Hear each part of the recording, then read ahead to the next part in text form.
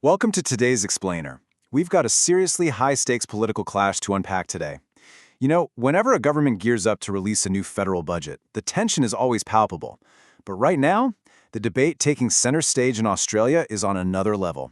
It's this massive collision between the intense pressure of rising living costs, the rigid expectations of political honesty, and the broader economic realities of a nation.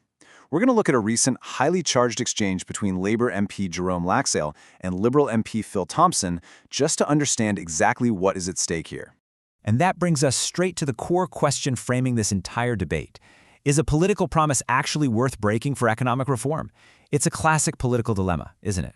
On one hand, you've got the electorate demanding unwavering consistency. You promised one thing, you absolutely must stick to it. On the flip side, you have the government arguing that when economic circumstances change drastically, well, policy has to evolve to match, even if that means walking back on prior commitments. So keep this question in the back of your mind as we explore how the government and the opposition are battling over this exact concept. Section 1. The Broken Promise Debate. Trust versus Intergenerational Equity. Okay, let's dive right into this first major point of friction. The political landscape right now is basically ablaze with rumors that the Albanese government might be altering capital gains tax and negative gearing concessions. Now, these are promises they previously said they absolutely wouldn't touch. But look, times are tough, and the government is signaling that, hey, everything might need to be on the table. To understand the fierce blowback this is causing, just listen to this unequivocal statement from Liberal MP Phil Thompson. He says, "I don't just see it as a broken promise, I see it as a lie. He's lied to the Australian people." Wow, this really highlights the aggressive, unforgiving stance from the opposition. For the Liberal Party, this isn't just about tweaking tax policy, right? It's a fundamental erosion of trust. Thompson's argument is that keeping the public in the dark and allowing all this speculation to run rampant is inherently damaging to the nation and deeply dishonest. So we're looking at two completely opposed narratives here. The liberal view centers entirely on the erosion of trust, focusing heavily on honesty, transparency, and the chaos created by political speculation. But Labor MP Jerome Laxale counters this by focusing entirely on intergenerational equity. He points directly to the recent productivity summit, basically arguing that changing these tax settings isn't a betrayal at all. Instead, it's a necessary, long overdue reform to fix systemic imbalances in the Australian economy. Which brings us to Section 2, fixing housing affordability. The status quo cannot remain. Labor's primary defense for potentially breaking these tax promises is that doing the exact same thing won't magically solve a housing market that has become incredibly hostile to the average citizen. Labor's stated priorities, which Jerome Laxale passionately defended, paints a pretty dire picture. We've got everyday citizens spending an astonishing 40 to 60% of their total income just to cover rent or a mortgage. I mean, think about that. Add in the compounding pressure of recent interest rate rises, and we are literally at a boiling point. Laxale argues the government has a moral imperative to help young people who have been entirely priced out of the market.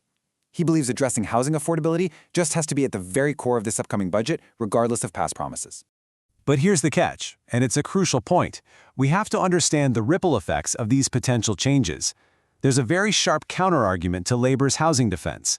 What about the young people who realized they were locked out of real estate and responsibly decided to build their wealth in the share market instead? If the government hikes the capital gains tax to cool down housing, those young share market investors get caught right in the crossfire.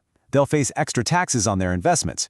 It presents this really tricky scenario where a policy designed to help young people might inadvertently penalize the exact demographic it's trying to save. All right, Section 3, Inflation and Government Spending. Handouts versus savings. We are looking at a massive tightrope walk here. Look, everyone wants cost of living relief, but how a government actually delivers that relief without making the underlying problem worse, that is incredibly difficult. To understand just how precarious that tightrope is, Reserve Bank of Australia Governor Michele Bullock has issued a rather pointed message. Handouts will fuel inflation. This casts a huge shadow over the upcoming budget. If the government tries to ease the pain by just handing out cash, the central bank is warning that it's just going to drive prices higher. That completely neutralizes the relief and forces interest rates to stay higher for longer. It's a vicious cycle. Predictably, the two major parties interpret this economic reality completely differently. Laxale defends Labor's upcoming budget as highly responsible. He points out that they've already found $114 billion in savings and delivered 2 budget surpluses, alongside upcoming tax cuts, which he says proves they're focused on restraint. But then contrast that with Phil Thompson, who completely dismisses this defense. He accuses the government of having a chronic spending problem. In his view, they are reckless, they're just throwing money away and completely ignoring the central bank's warnings. And this brilliantly illustrates the philosophical divide between the two sides. Thompson argues, quote, inflation isn't because the Australian people are doing well, it's when the government is doing well. Now that is a fascinating way to frame the issue.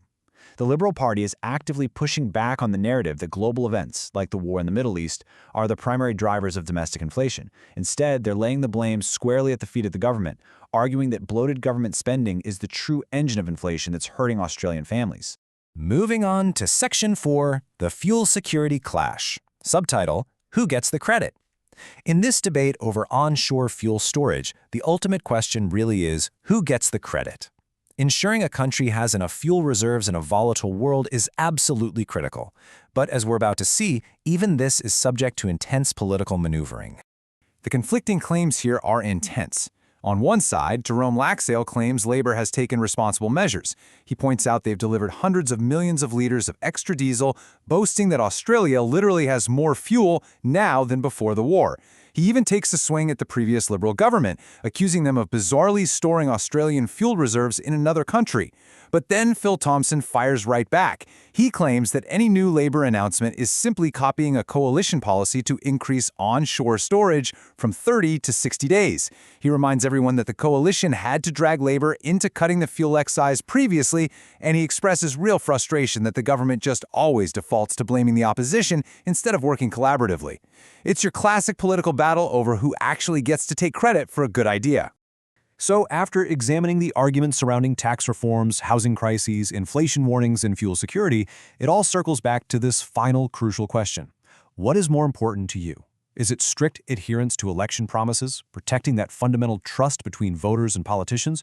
Or is it adapting policies in real time, even breaking promises to combat the immediate, crushing weight of rising rents, mortgages, and inflation? There are incredibly strong arguments on both sides. Thank you so much for joining me for this explainer. Keep this question in mind the next time you watch the political headlines roll in. See you next time.